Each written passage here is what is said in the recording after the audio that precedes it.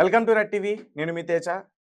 అయితే అహ్మదాబాద్ అంతర్జాతీయ విమానాశ్రయంలో జరిగిన ఈ యొక్క దుర్ఘటన ఇప్పటికే మృతుల సంఖ్య దాదాపు 190 వరకు చేరుకుంది.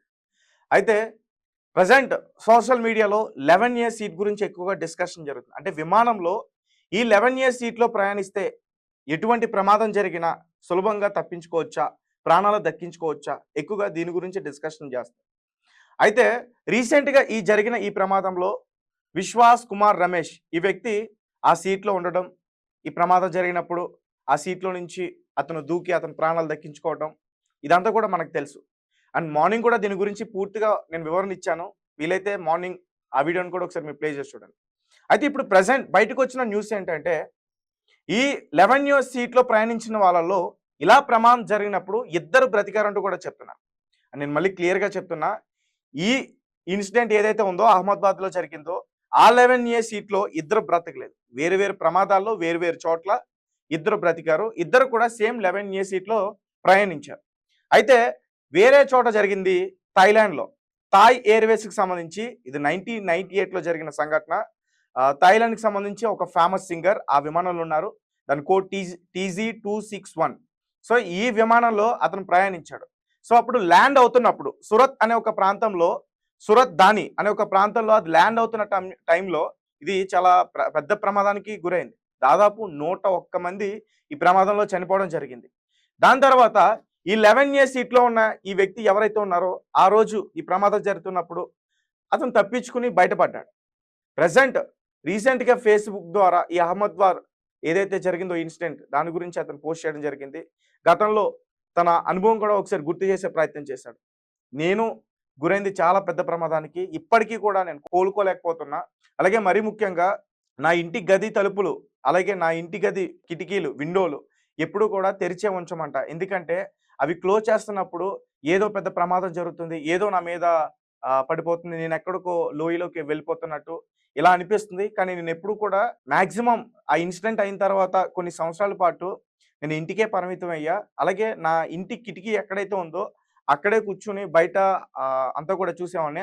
అండ్ మరీ ముఖ్యంగా ఎప్పుడైనా వాతావరణం మారినప్పుడు, మబ్బు మేఘాలు వచ్చినప్పుడు, వర్షం కురుస్తున్న టైంలో నాకు చాలా భయం అనిపించేది. ఆ ఉరుములకు కానీ ఆ మెరుపులకు కానీ. ఎందుకంటే ఆ విమానం ల్యాండ్ అవుతున్నప్పుడు అది కూడా సేమ్ ఇక్కడ ఎలా అయితే కుప్ప కూలిపోయిందో అది ల్యాండ్ అవుతున్న టైంలో కూడా ఫెయిల్ అయిపోయి పల్టీలు కొట్టింది ఆ విమానం. సో అప్పుడు పెద్ద శబ్దాలు రావటం, పెద్ద ఫైర్ రావటం, సో ఆ ఉరుములకి ఆ శబ్దాలకి రెండు ఒకేలా ఉండటం, సో ఇతనికి పూర్తిగా అదంతా కూడా గుర్తుండిపోయింది. దాని ద్వారా అతను చాలా భయపడ్డానని చెప్పాడు.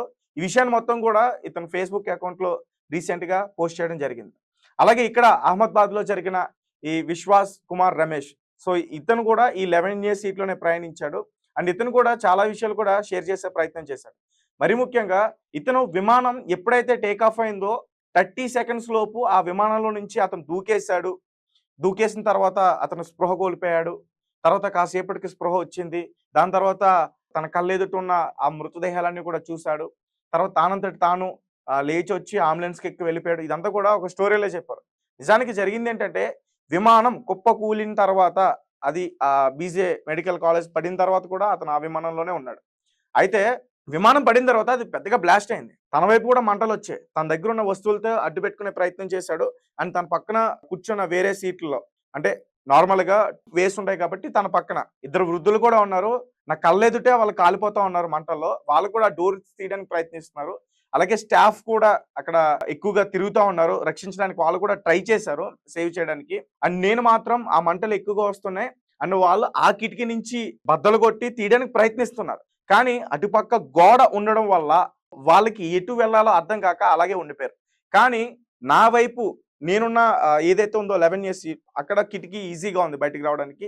నేను నా సీటుతో సహా నేను దాన్ని బద్దలు కొట్టుకుని బయటకు వచ్చా. నాకు చిన్న మార్గం దొరికింది. దాని ద్వారా నేను బయటపడ్డా. అండ్ అంటే ఈ ప్రమాదంలో దాదాపు 242 మంది ఇద్దరు పైలట్లు ముందున్నారు. సో పైలట్ మ్యాక్సిమం వాళ్ళు బ్రతకాలనుకుంటే విమానం ఎప్పుడైతే కిందకి పడిపోతుందో వాళ్ళు ఈజీగా వాళ్ళ ప్రాణాలు దక్కించుకోవచ్చు.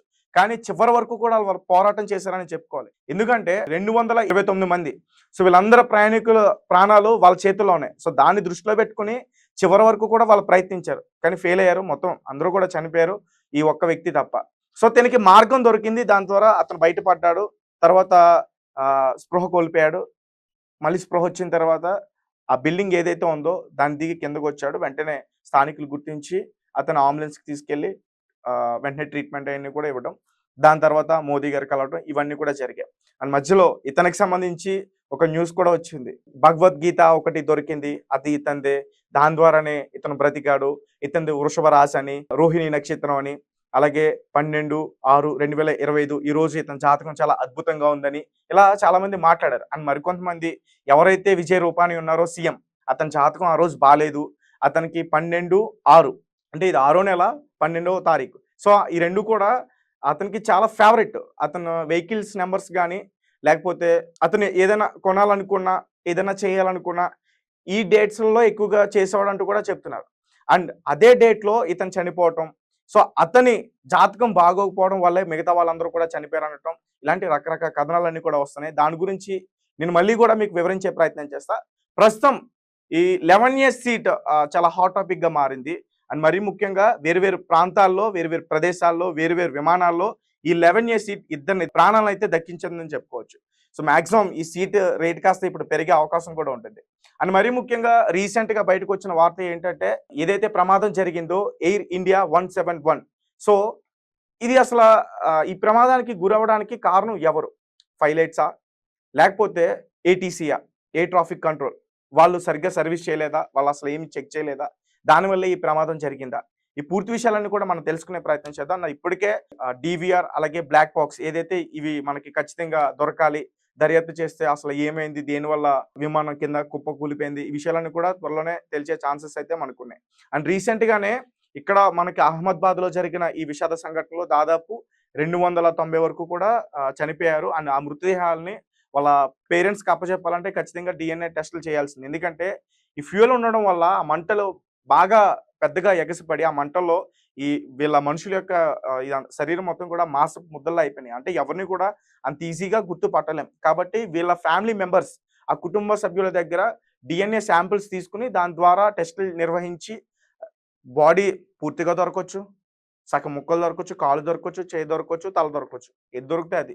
సో దాని నుంచి కొన్ని శాంపిల్స్ కలెక్ట్ చేసి డీఎన్ఏ టెస్టులు చేసిన తర్వాత వాళ్ళకి బాడీస్ అన్నీ కూడా అప్పజెప్పే ప్రయత్నం చేస్తారు. అండ్ ఇంకొకటి దాదాపు మెడికల్ స్టూడెంట్స్ నిన్నటి వరకు మనం 24, 25 ఈ సంఖ్య మాత్రమే చెప్పుకున్నాం.